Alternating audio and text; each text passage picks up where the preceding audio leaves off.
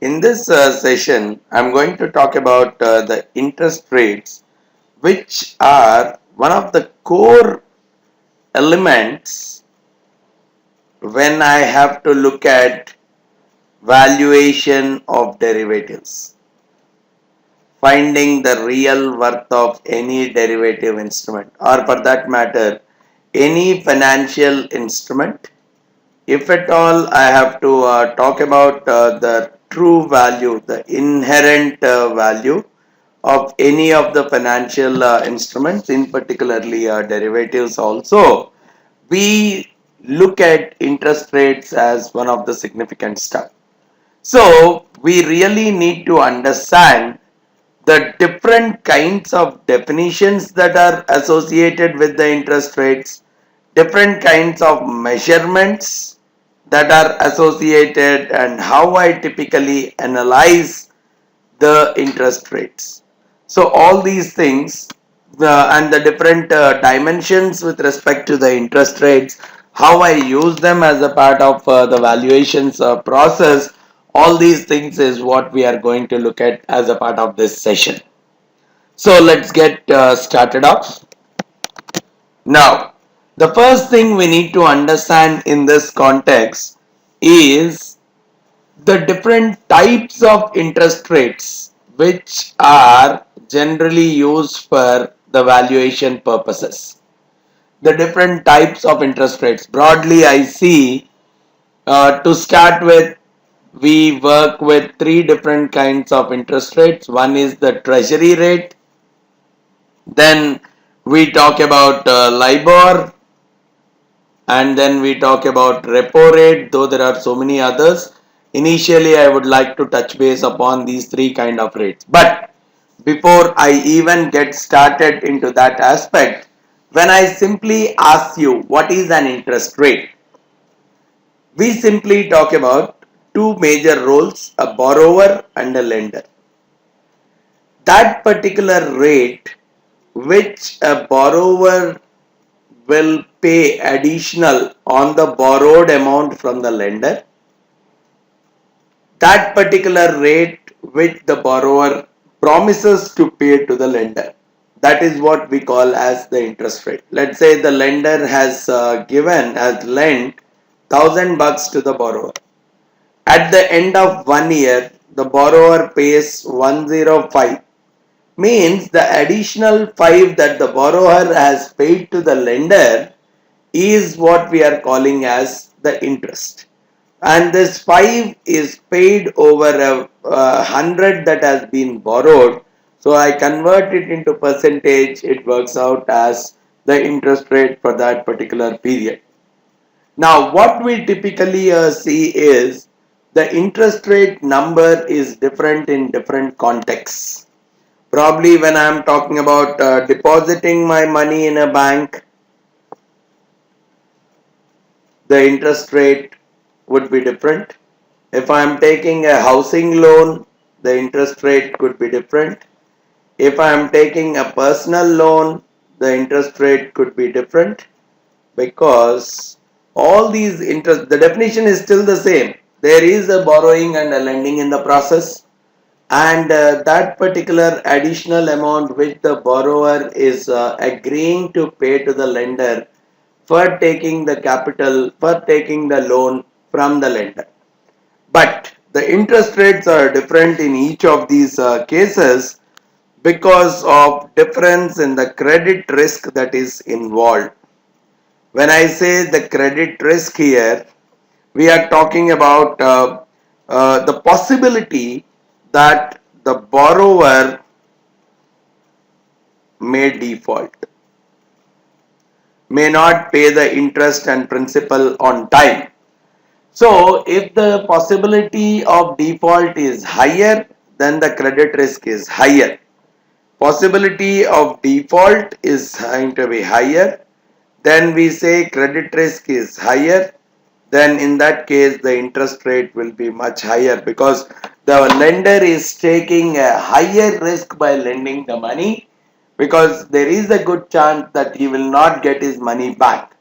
So what he typically is doing is he is trying to he is trying to increase his expected return. The higher the risk, the higher should be the expected return. So he is trying to increase the expected return, and which is why he is entering into a higher interest rate. So the higher the credit risk, the higher would be the interest rate promised by the borrower to the lender. And that is how the interest rate numbers differ from transaction to transaction. A pure analysis of credit risk, the possibilities of defaults will give rise to what kind of interest rate should be applicable. Now, the first kind of the interest rates which we need to be comfortable with is the treasury rate. Generally, it is the borrowing done by the government. So government borrows on a short term for 3 months, 6 months, 1 year by issuing what is called as treasury bills, or sometimes it could borrow in the long term for longer periods by issuing what are called as treasury bonds.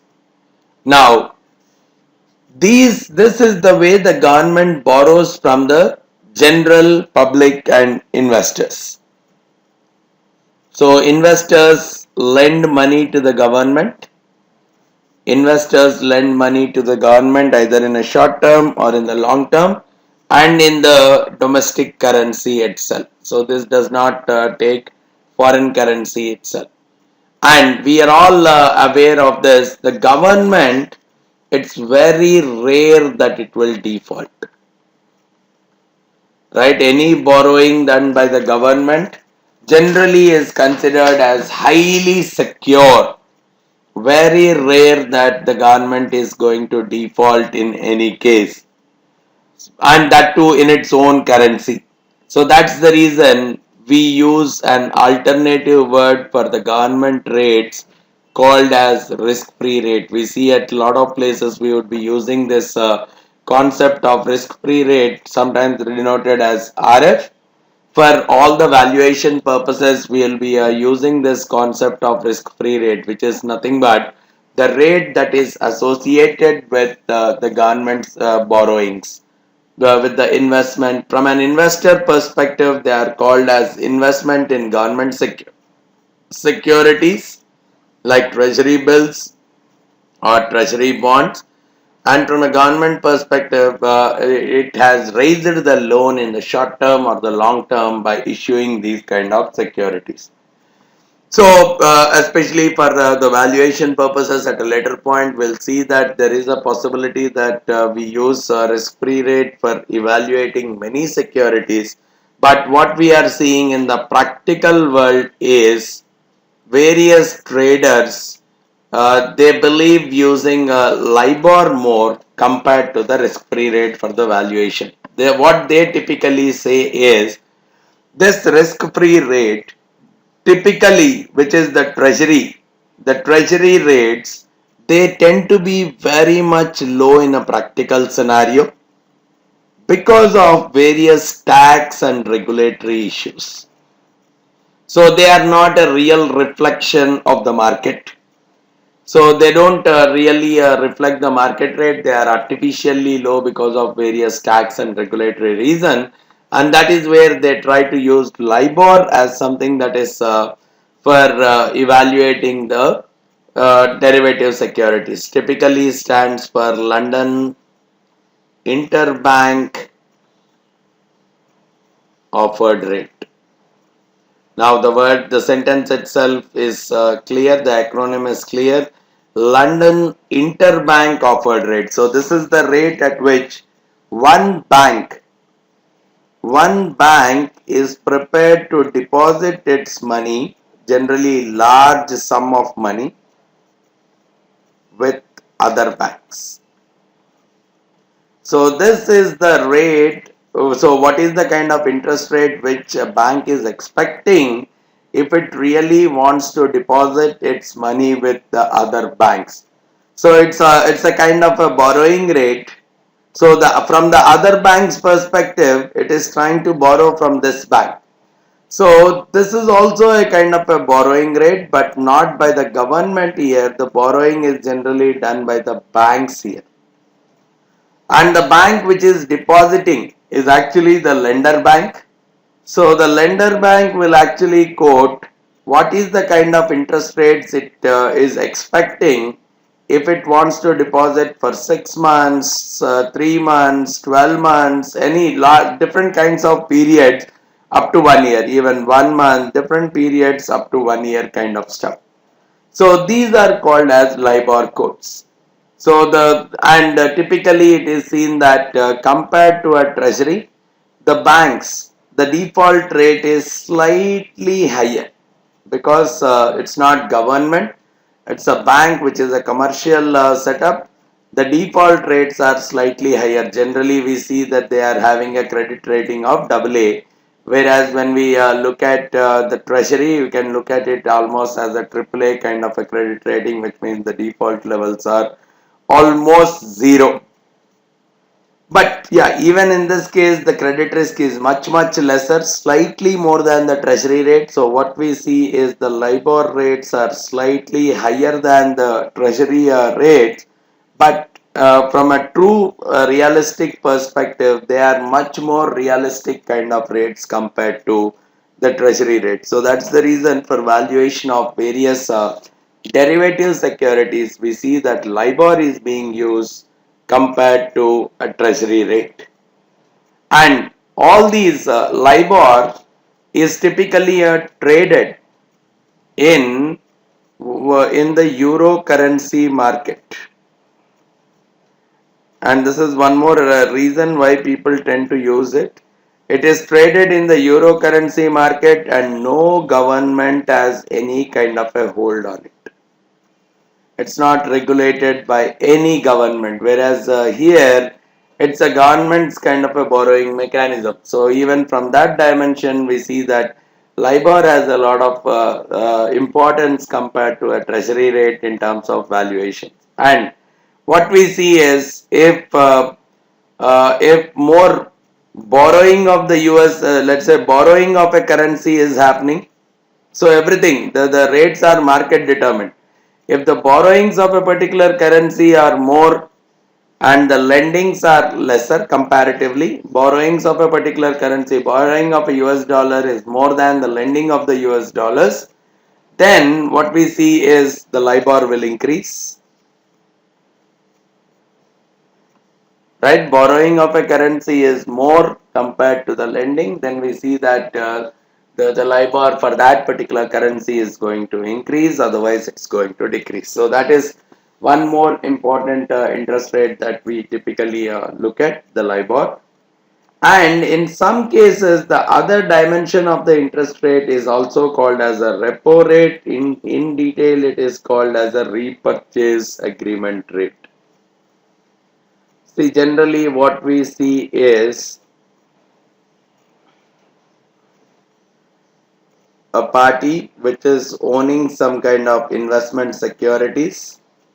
It is lending, it is selling these securities to a third party, getting cash,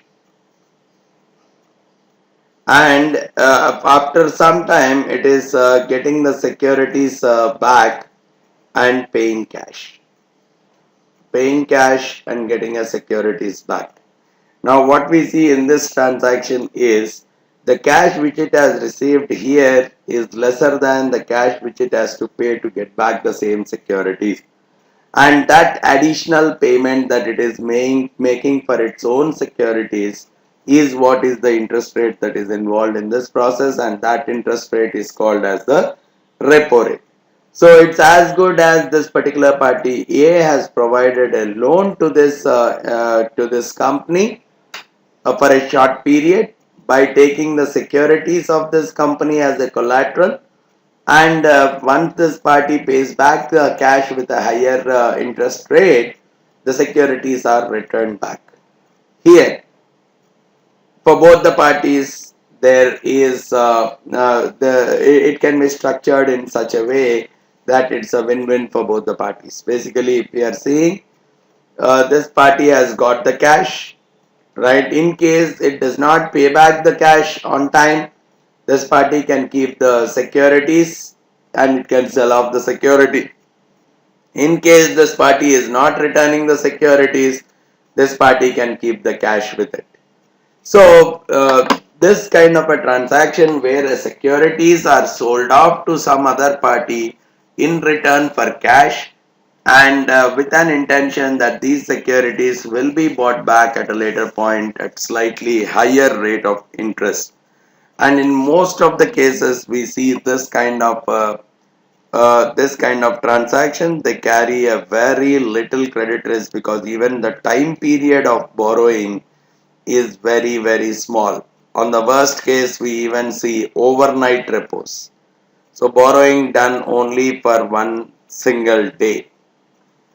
But in some cases, it can go for a slightly longer period, and that's the reason we call as term repos, which are like three borrowings done for a 3 to 1 month, 15 days, 3 months kind of a purpose. So traditionally, we see that at a higher level, either a treasury rate could be there, LIBOR rate could be there, repo rate could be there. These are the different kinds of definitions that could be associated with the interest rates. But what we really need to know is when someone has quoted, let's say you go to a bank and you do a deposit with the bank, right? You go to a bank and you do a deposit with the bank, and the bank said 10% per annum is the interest rate. Now, it will always say 10% per annum. But how much you get after 1 year depends on what is the compounding frequency. The quotation always is 10% per annum, which looks quite straightforward for us. So, if at all I have to know what is the exact amount I am going to receive for a 1 year investment, then I have to understand the compounding frequency, which means the actual mechanism in which the interest rate is measured. Is it measured on a semi-annual basis? Is it measured on a quarterly basis? Or what is the precise method in which it is measured? So the compounding frequency will change, will determine how much are we really going to get. So it's as good as saying if it is 10% per annum compounded annually, then probably if you have deposited 100 now, at the end of 1 year you are going to get 110. But if it is compounded semi-annually, then it is like if you have deposited 100 now, it is going to give you 100 into 1 plus 10% per annum, but the compounding is happening semi-annual. So I'll take the semi-annual interest rate here, 5 by 100, and there are two semi-annuals in 1 year. So it is actually going to give you 110.25. Similarly, if the compounding is happening quarterly basis, the same 100 which you have deposited, it will become 100 times 1 plus 2.5% per quarter, and there are 4 quarters in a year, so it is going to become 110.38.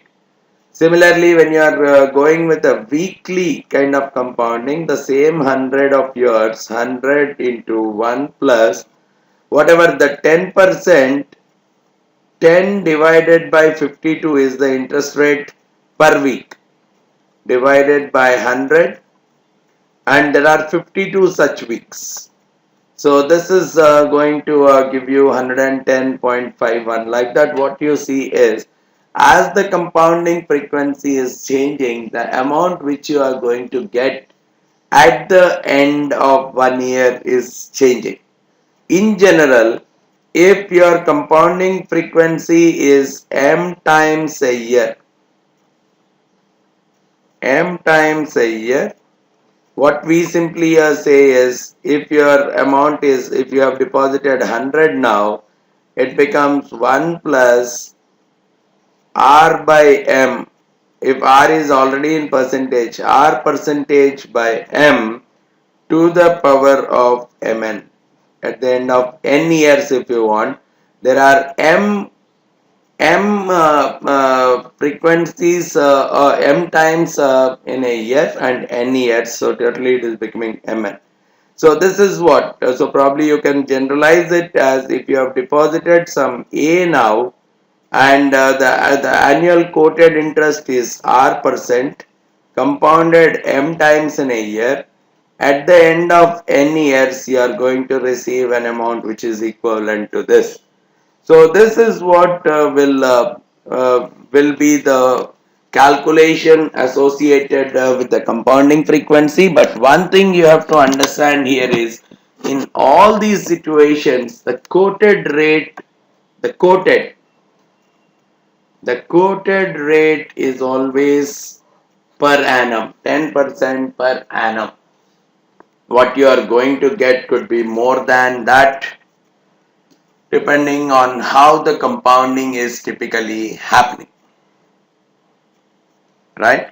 And what is that you are typically getting is what we call as, so here in this case, if I am getting 110.25, means I am getting 10.25 extra over 100.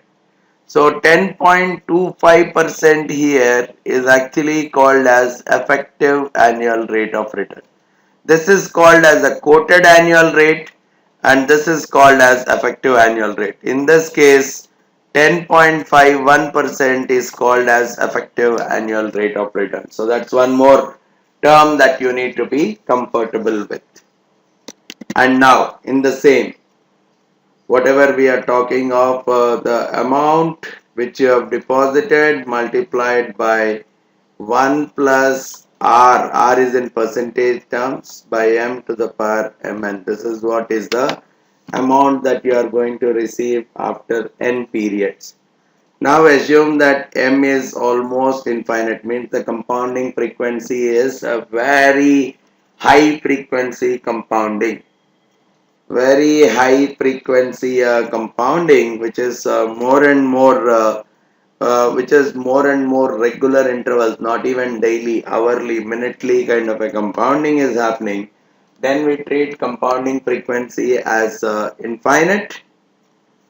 For very number of compounding, number of times the compounding frequency is quite closer, means number of times the compounding is happening is very high. This is where I target m tending to infinite. Then generally what we get is 1 plus r by infinite to the power m infinite. Using the uh, using the concept of limits, the same thing will come out as a into e to the power of rm, sorry, rn, n periods, a into e to the power of rn. So r is the quoted rate. R is the quoted rate in annual terms, and n is the number of years. I take it as e to the power of Rn, especially if my question goes with respect to compounding on a continuous basis. So whenever we are having daily compounding, generally we can treat it more and more similar to continuous compounding. What we generally observe is, wherever we are talking about daily compounding kind of a scenario, for majority of the derivative transactions, we go ahead doing the valuations as a continuous compounding exercise itself. So if I want to find out the future value given the present value, I multiply that amount by e to the power of Rn. From the future value, I want the present value, I multiply it with e to the power of minus Rn. And we can even convert from one form to the other also. Probably if you are seeing the same amount A, if I am looking at with a continuous compounding for n periods, if this is the amount, let's say I am going with some compounding frequency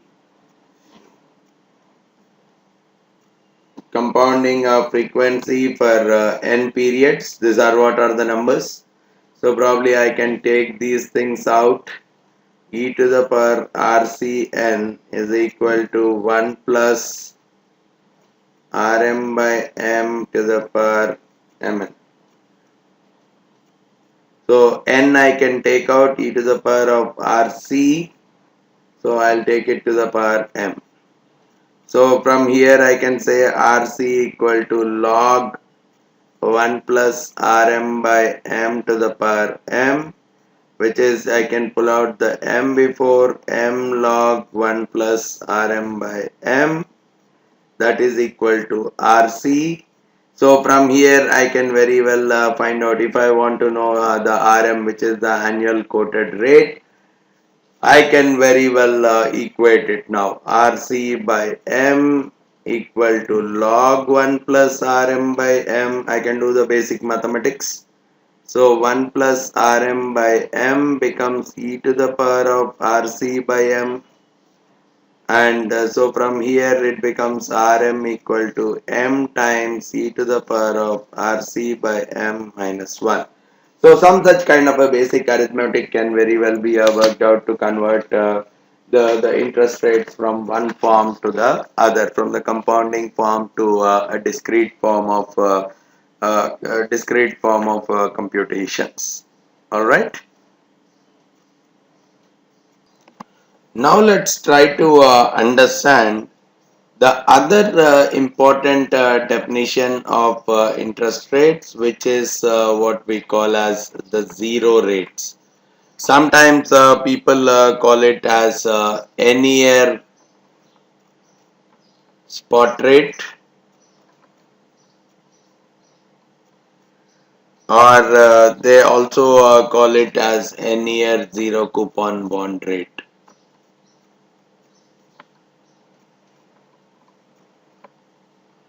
It is nothing but if I have invested something today, if I have deposited something today, and I am getting some amount at the end of n years and no payment coming up intermediately, whatever is the interest rate that is getting applicable, whatever is the annual interest rate that is getting applicable in this particular process, that is what we call as the n-year zero coupon bond rate. So that is where we talk about whatever is the interest rate that needs to be paid on a loan which is starting today and it is lasting for n years. From a lender's perspective, whatever is the interest rate that is going to earn on an investment that is making,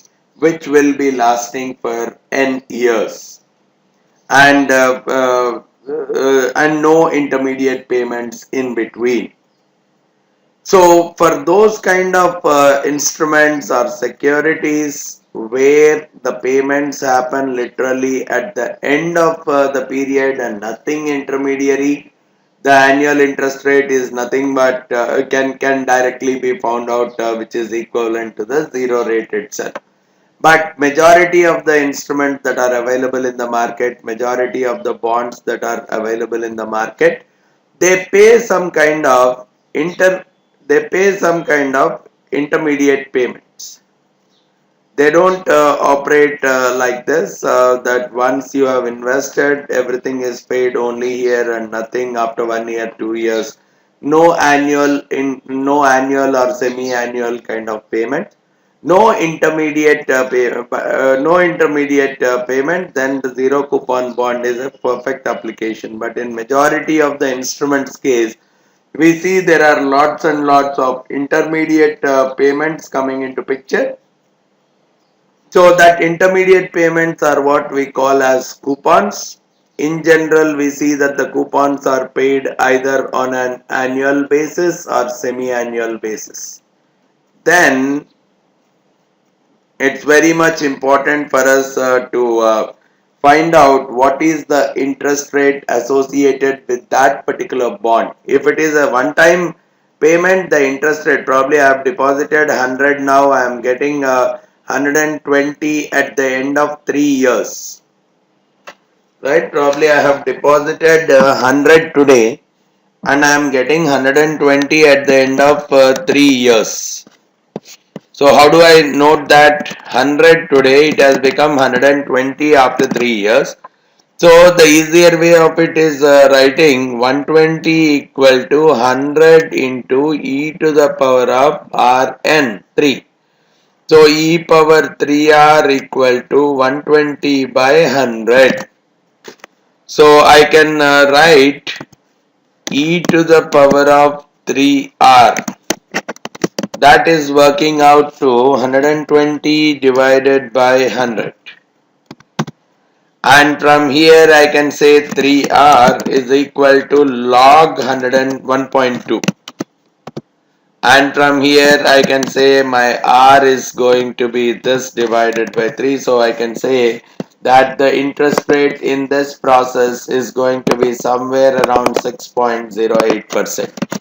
But in majority of the cases, as we are saying, there will be some kind of intermediate payments in the form of coupons coming up. So if at all I have to find out the interest rate, the interest rate associated with the bond, we really need to evaluate a series of payments. So some are coupons, and finally there is a principal which is also called as par value, or in some cases it's also called as face value. This is generally paid at the end of the period, whereas the coupons are paid on an intermediate basis. So especially if at all I want to find out the theoretical price of the bond, we generally take it as the present value of future cash flows, right? So here comes the problem. When I am talking about the present value of the future cash flows, what is the discounting rate that I have to use to compute the present value? In some cases, people use one single discount rate for all cash flows. This is one mechanism, which is quite easy to execute but may not reflect the reality better. Whereas the other kind of mechanism says uses different discount rate for different cash flows of different periods. And those different discount rates for each of the years are nothing but the different zero coupon bond rates for each of the period.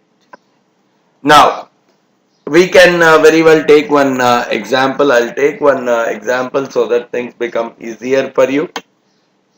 One side, let's say I'm talking about uh, a 3.5%, right? Let me take the example of a 3.5% annual coupon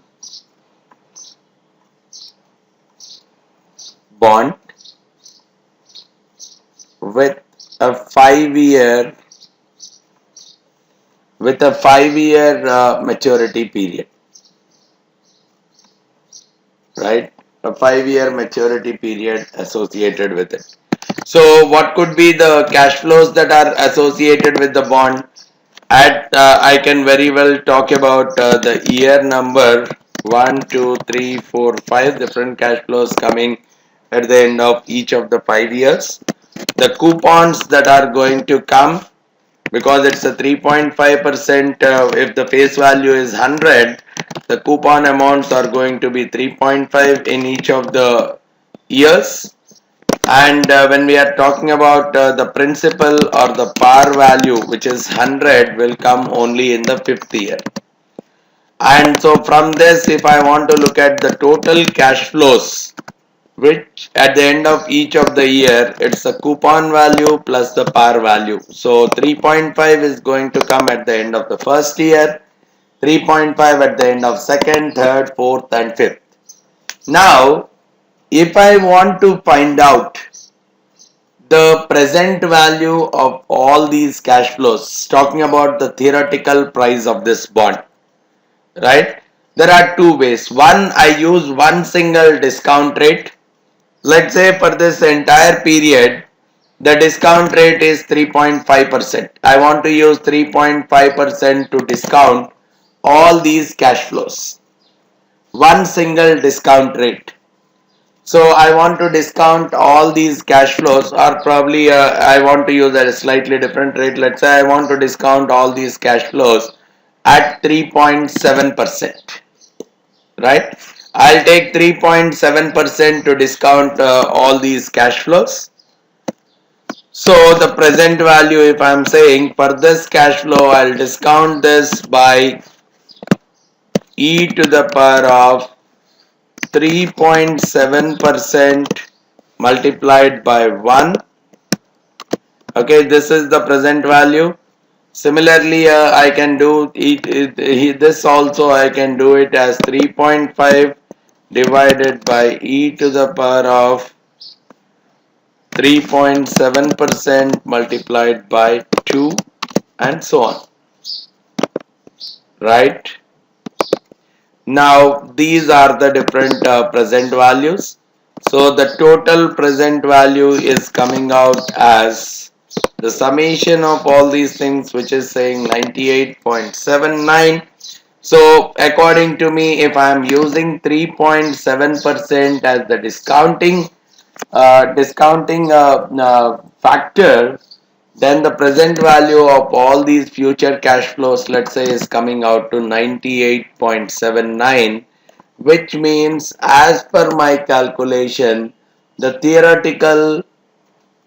theoretical price of the bond should be 98.79. If it is more than that, if in the market it is available for more than that, I may not buy it, or I may prefer to sell it if I own it.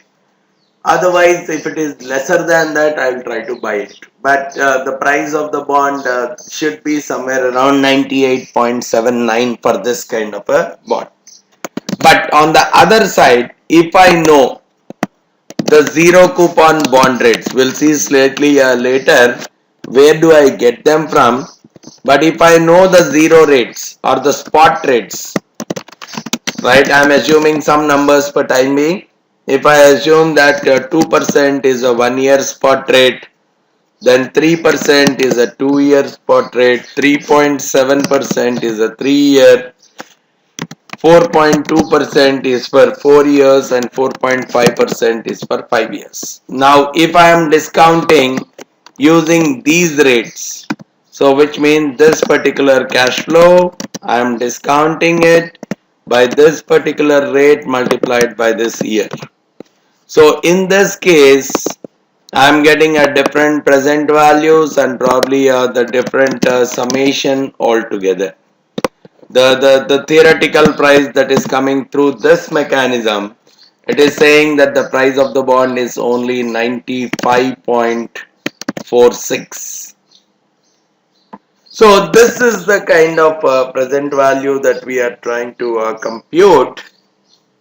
Theoretical price we are going to compute using a different discounting rate for each of the years, and that is where the discounting rate that we are using is the different spot rates that are corresponding to each of the years. So the price of the bond, the value of the bond, I can find out using one single interest rate for each of the periods, or I can have a different zero rate for each of the periods. Now, if at all I want to bring the price of the bond equal to the same, now what should be the discount rate I should have used? instead of 3.7%, let's say I have used 4%, right? Let's say instead of 3.7 across, let's say I have used 4%. Let's see what is happening. This has come to 97.41. Still it is lesser. Let's say I have used 4.5% across. If I am using 4.5, then it is slightly falling. So let me assume 4.45. If I am using 4.45, I am almost approaching, or 4.42. If I am using 4.42, I have almost crossed it again. So 4.43, if I am using, assuming I should be closing, yeah, 4.95.48, 4.435 if I go with, yes, almost met. So which means if I had taken the zero coupon bond rate as 4.435%, or probably if I had taken 4.435% as the number, as the interest rate for this entire period, if I had to use the one single interest rate for this entire period, then I should have used 4.435%. In that case, the present value, if I had computed using that one single discount rate, as well as the present value I have got using the spot rates, both of them are leading to the same.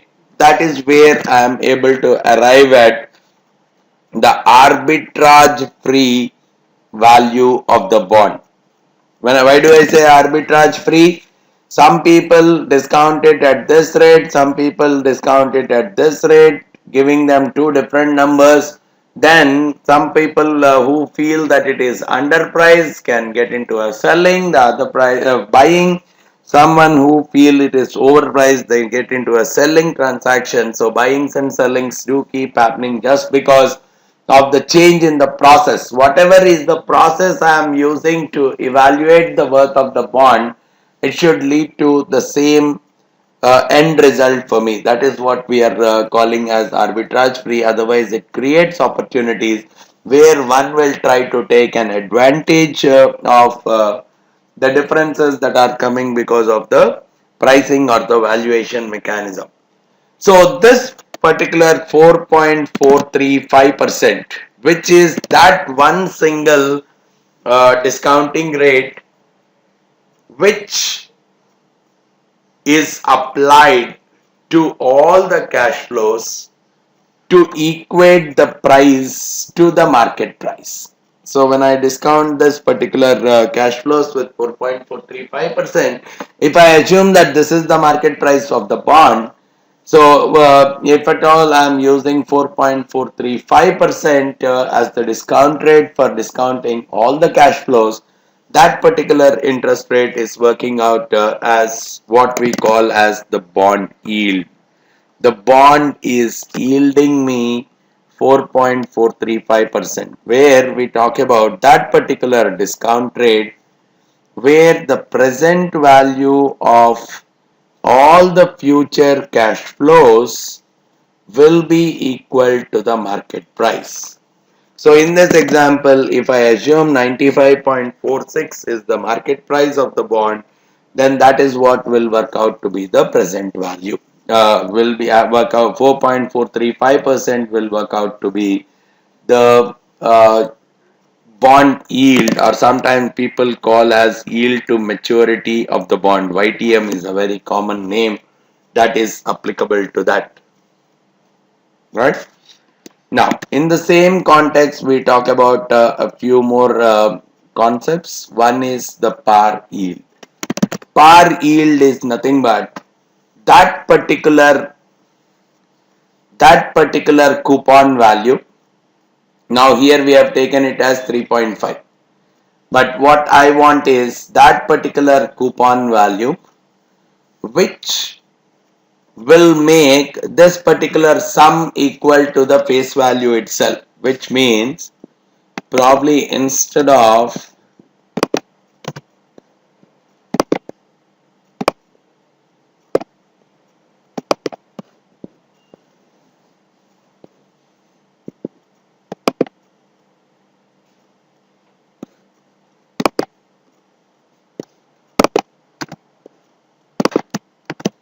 see if I take, let's say here, instead of 3.5 I make it 4. Now this present value has become 97.69. Rather than that I make it 5. It has gone to 102. If I make this 4.5, almost 99.92, 4.52, 100. Now what I am more interested in is what should be this particular coupon rate, which when I discount them using the spot rates will give me the present value which is equivalent to that par value itself. That particular coupon which will make the present value of the future cash flows equal to par value, and that too when I discount it using the spot rates.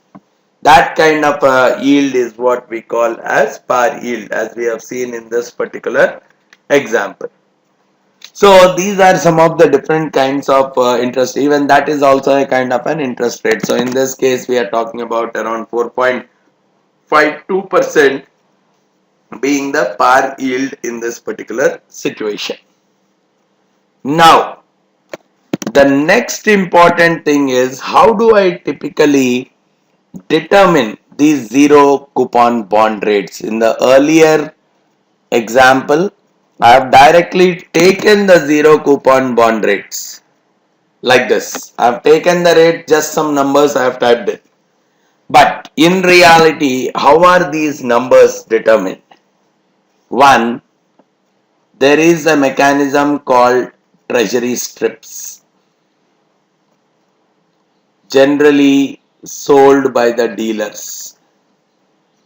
It's nothing but, okay, if I have, let's assume there is one 3-year treasury bond. Now what are the cash flows with this 3-year treasury bond at the end of 1 year, 2 years, 3 years? There is a coupon that is paid at the end of 1 year. There is a coupon at the end of 2 years. There is a principal plus coupon at the end of 3 years. Now, a dealer who has purchased this particular bond, he can get into strip this bond and sell them as different instruments. So out of this he creates 4 instruments matching the cash flows of the bond. So he'll sell it as one 1 year strip which will pay C on maturity, one 2-year strip which will pay C on maturity, one 3-year strip which will pay C on maturity, and one 3-year strip which will pay P on maturity. So this one single bond is getting stripped into 4 different individual zero coupon bonds. Now these become zero coupon bonds because no intermediate payments, because it is, if I see, look at this one single, at the end of 2 years there is a C that is being paid. Nothing is paid intermediately. If I am looking at it, at the end of 3 years there is a C that is getting paid. Nothing is paid intermediately.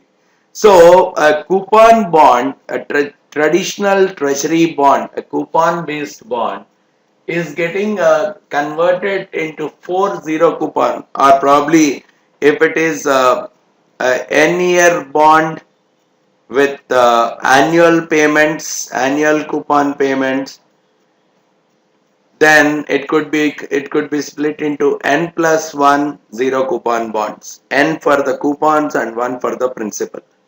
So it is, if it is split into, if it is stripped into these kind, they are called as treasury strips. Now observing the interest rates that are associated with each of the strips, I can take the zero rate straightforward, or if that is not the case, then I can refer to very highly liquid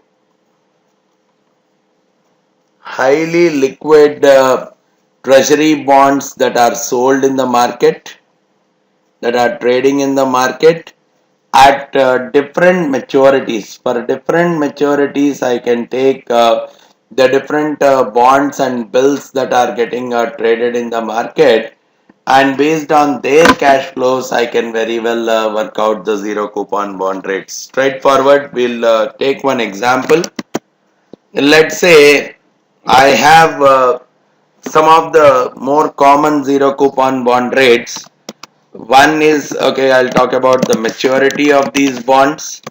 Let's say there is one bond that is available, treasury bill with a 6 months maturity, right? The face value of all of them, let's say, is 100.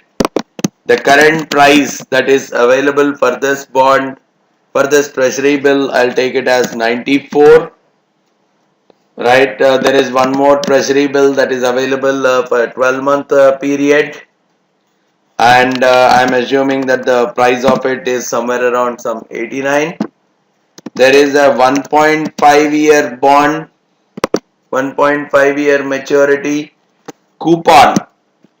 Okay, in this case, at least in case of treasury bills, they are zero coupon bonds, whereas in case of 1.5 year bond, I'm talking about a coupon of 4 is paid every 6 months. Right, all, let's assume all the coupon payments are semi-annual, so there is a coupon that is paid of $4 every 6 months, and let's say the current price of it is 94.84. So all the face values are 100 only.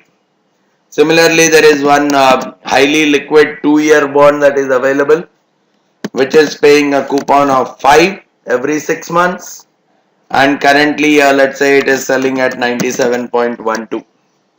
Now from here, how do I compute a 0.5 year spot rate, a 1 year spot rate, 1.5 years and 2 year spot rate? This is where what I go ahead with is, initially we'll start with the first one.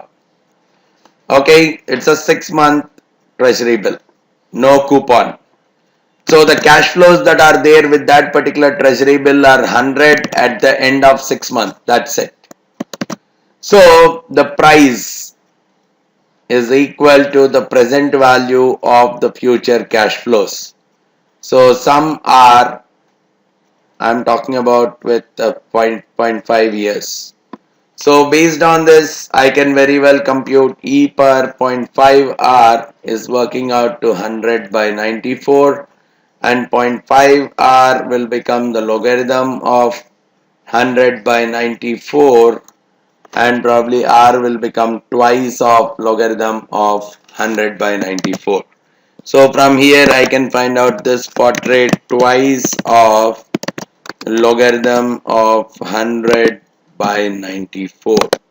This is what will become 12.37% is becoming a 0.5 year spot rate, half year spot. Now the same logic, if I go for 1 year, even this is a treasury bill, so the only payment, only cash flow that is coming is at the end of 1 year, right? So 100 divided by R 1 is equal to 89. So E per R is coming out to 100 by 89. R will come out as log 100 by 89. So in this case, this is working out to log 100 by 89, giving me 11.65% is the 1 year spot rate in this case. But now the key comes, which is the next. There is a coupon bond that I am taking. 100 is the face value of that, 4 is the coupon, 1.5 maturity, 94 is the price. So how do I write it? The theoretical price 94.84 should be equal to, what are the cash flows? 4 at the end of 6 months.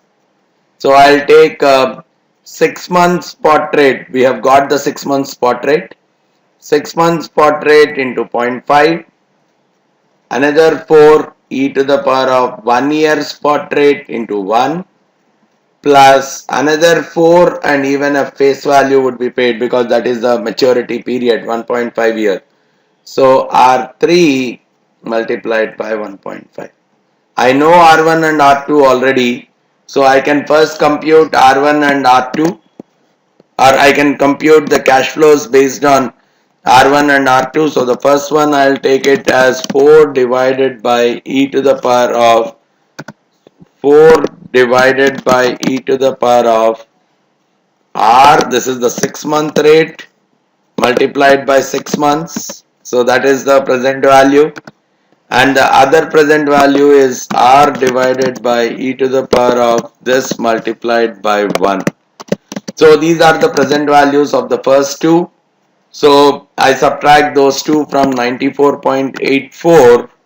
So which is working out to 94.84 minus this minus this. So overall 87.52. This transformed equation is becoming 87.52 equal to 105 divided by e to the power of R3 times 1.5. So from here I can very well make out e power 1.5 R3 is equal to 104 by 87.52. So R3 will work out to 1 by 1.5 times log 104 by 87.52.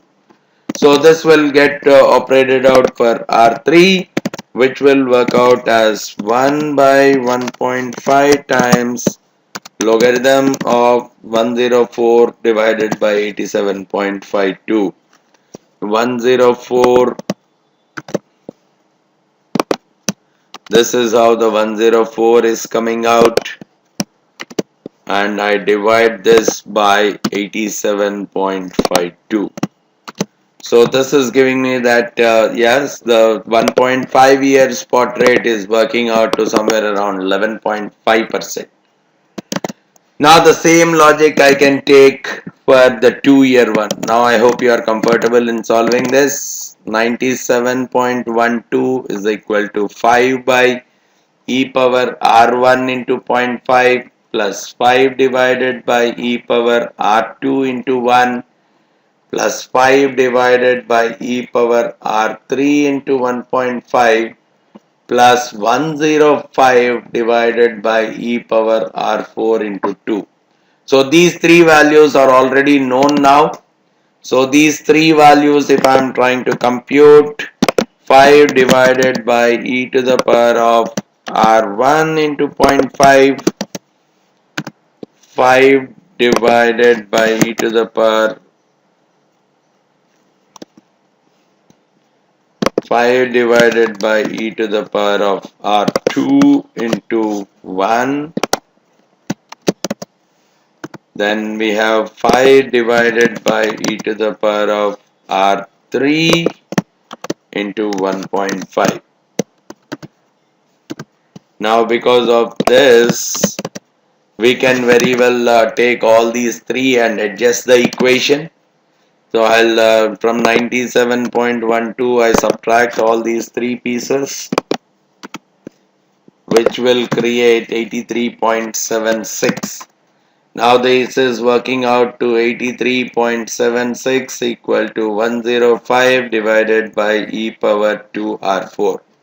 Now the same logic, so r4 will come out as 1 by 2 times r4 will come out as 1 by 2, which is 0.5 times logarithm of 105, which comes out as 100 plus 5, 105 divided by 83.76. So in this case, this is working out to 11.96 3% almost. So what we are able to see in this case is these are the treasury rates for zero point 0.5 years, 1 year, 1.5 year and 2 years.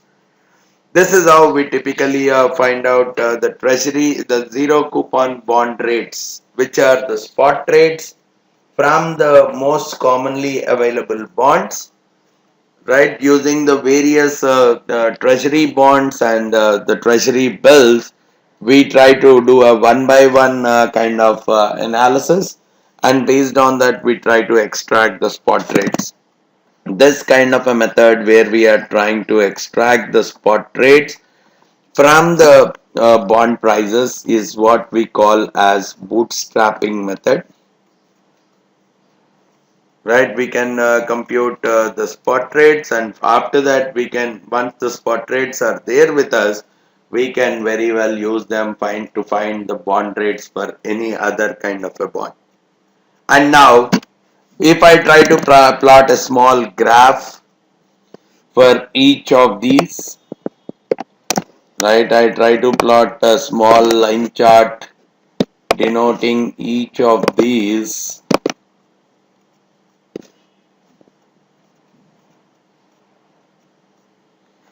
or probably let me take,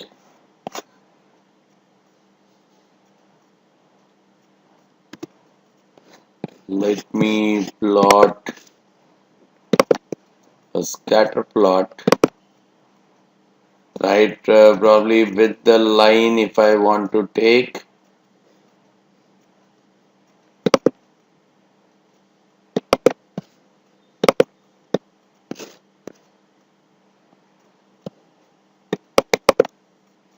So this is how the spot rates are being seen, and this kind of a graph where we are trying to plot the spot rates for different time periods is what we call as the spot rate curve or the zero curve. Theoretical zero curve or theoretical spot rate curve is what we are using. So this we can use for predicting, probably if I want for 0.75, it's as good as identifying compared to 0.75 what is the plot. So if at all I'm looking at 0.75 years of maturity, from this theoretical spot rate curve, I should be able to identify what should be the interest rate for 0.75 years maturity and so on. Generally, because we don't have the various coupon bond, various treasury bonds or treasury bills for almost all time periods, what we do is we take the most commonly available and highly liquid bonds. Based on them, we create a theoretical spot rate curve like this, and we do a simple interpolation. Either it could be done from the graph, or probably looking at the gap between the various intervals. I can very well try to find out what is an appropriate interest rate associated with that particular period. The graph is something which can directly give me, let's say I want it for 1.1 to 1.2 years, then probably corresponding to this 1.2, I can find out what is this particular point, let's say 11.6%. I can use it as a spot rate for that 1.2 years kind of an instrument. That's one way we can work out with the spot rates or the zero rates given the bond rates, right? Now from this spot rates we will move towards the forward rates. See, when we define the spot rate, let's say when we define a 2-year spot rate, we said I deposit something today and I get something at the end of 2 years. Then what is that annualized interest rate for this 2-year period? Similarly, when I talk about a 3-year spot rate, I am depositing something now, getting something at the end of 3 years, no intermediate payments. Then what is the annual interest rate that is applicable over this 3-year period? Now, these are the spot rates that are available. Now, what we are talking of is If the 2-year spot rate is something and 3-year spot rate is something, what should be the interest rate between the 2 and 3 years? As of today, what should be the interest rate between the second and the third year? So we are talking about the interest rates in future. We are talking about the interest rates in future based on the current zero coupon bond rates. So here in this example we got a 0.5 year zero coupon bond, or probably 1 year zero coupon bond is 11.65%. 1.5 year zero coupon bond is 11.5%. Now if I want to know what is the interest rate between 1 and 1.5 year, not as of today, but between 1 year from now and 1.5 year from now, what is going to be the interest rate? That is what we are trying to arrive at using this forward rate. Now, the forward rate, the way we can determine the forward rates is a straightforward formula: R2T2 minus R1T1 divided by T2 minus T1. This is a straightforward formula. So, if I want to know what is the forward rate given the spot rates, if I want to know what is the forward rate between 0.5 and 1 year here, I'll take it as R2 T2 maturity period minus R1 T1 divided by T2 minus T1, 1 minus 0.5. T2 is this minus 0.5. So the 1 year, the forward rate between 0.5 and 1 year is going to be somewhere around 10.93%. Similarly, if I want between 1 and 1.5, what is going to be the interest rate? The same logic. R2 T2 minus R1 T1 divided by T2 minus T1, T2 minus T1. So here it is going to be 11.19% or 11.2%, and here if I want to know, again the same logic, R2 T2 minus R1 T1 divided by T2 minus T1. So here it is working out to somewhere around 10.69%.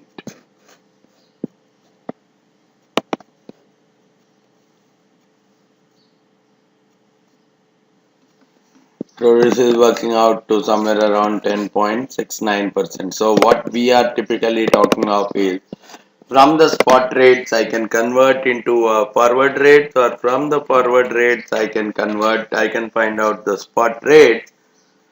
So because of this interconvertibility and this forward rate, as of today it finds that probably from between 1 and 1.5 year the interest rate is going to be 11.2%.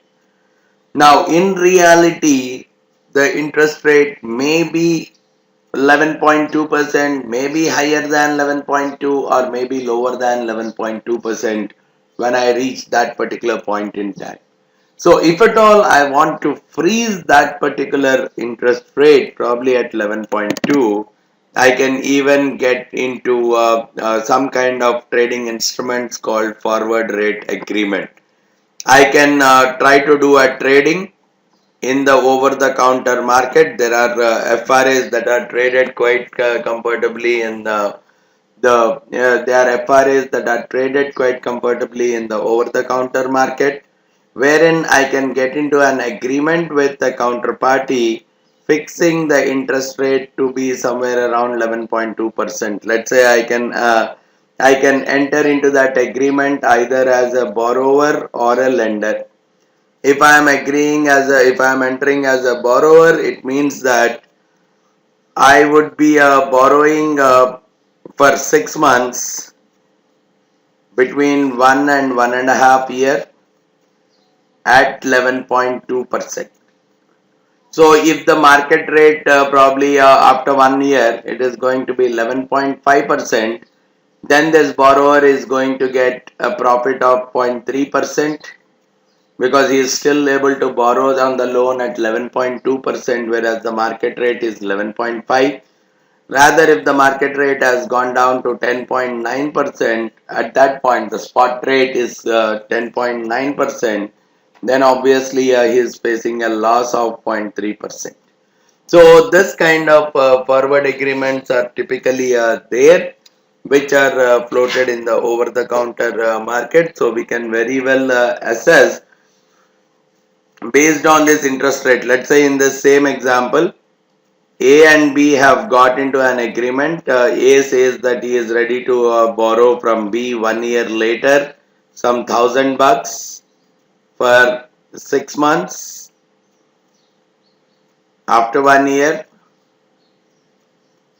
right, for 6 months after 1 year, he is going to borrow and at 11.2. So which means, okay, this is today, this is after 1 year, and this is after 1.5 year. Now the interest rate between 11 between 1 and 1.5 year is going to be 11.2 as per our assessment of the forward rate. So here the interest rate is going to be 11.2%. Now a person has taken a loan, is the person who got into an agreement, he wants to take a loan here for $1,000 for a 6 month period, means the repayment of the loan is going to be on this particular date. Let's assume that on this day actually the interest rate has become 11.5%.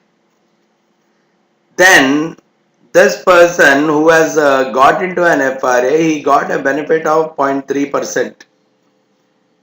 This 0.3% is for 1 year, but his borrowing is only for 6 months. So he has got 0.15% for that 6 month period and 0.15% on the 1,000.